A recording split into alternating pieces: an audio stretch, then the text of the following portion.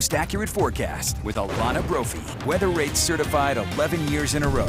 And today we saw the latest drought numbers come out for the state. Alana. Yeah, we definitely saw some changes from last week. I'm going to break them down for you. So what you're seeing here on the side in the legend corresponds to the drought scale. And this week we increased 8% when it comes to extreme drought. Now that's the fourth category on the scale of 5. That means in south central Utah and on the West Desert, we saw that extreme drought expand. Now what you're seeing for the rest of these numbers is where we fall. So 100% of Utah in the dry category, as well as the moderate drought, 99% in severe. And now we continue to gain traction with that extreme drought. Now we're not hitting the exceptional, and hopefully we don't get there, but it's possible. We were there last summer and we've got very hot and dry conditions. So we want these storms to come through with wet weather. That wasn't the case today. The front came through and it came through with colder air. You notice that out there tonight if you're putting out the trash can or letting out the dog. We still have warnings in effect in different portions of the state, and our fire concerns, they don't go away as we head into our Friday. Even with the cooling of these temperatures, the cool down will be unseasonably cold.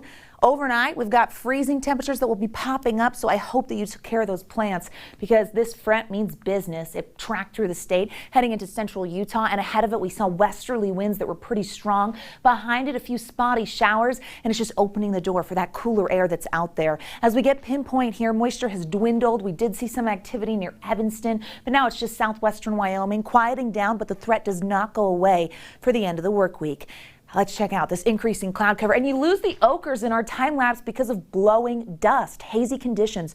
Really, visibility was impacted throughout the state with strong winds, and we see that here on the time lapse video. Strongest winds coming out of, well, the Uintas, 75 miles per hour. Windy Peak living up to its name, 64 miles per hour in Evanston, where you have that high wind warning. Fish Lake was gusty. Ogden Peak, Bryce Canyon clocking a 46 mile per hour gust.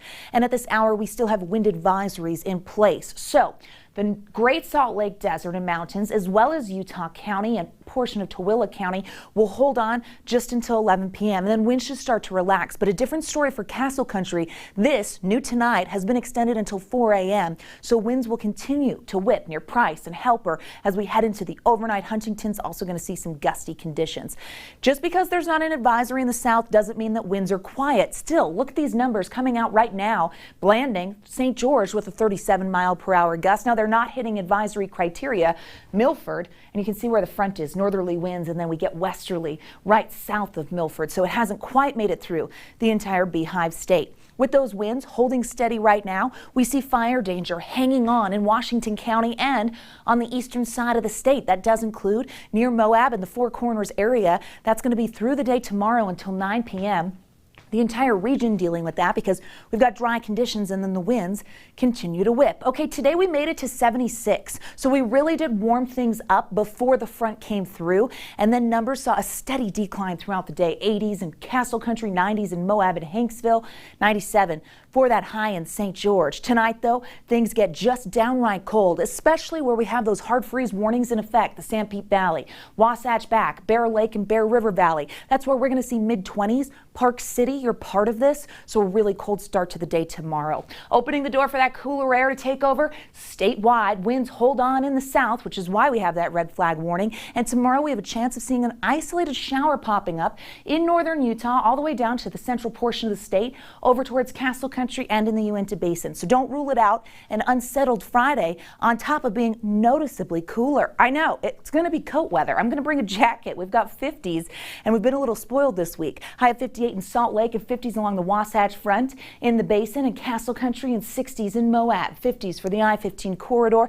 70s in St. George after they hit 97. Yeah, that's a change. Blowing dust possible with a warming trend for the next several days. Dry conditions and 90s return Tuesday of next week in Washington County. Wasatch Front brings a slight chance of moisture with another weak disturbance Saturday. Our warming trend is gradual, but we get a few days in the 70s, which is close to where we should be. 80s return by the middle of next week. Overall, though, a fairly dry pattern for the next 7 along the Wasatch Front. Glenn, Emily, over to you. All right, Alana.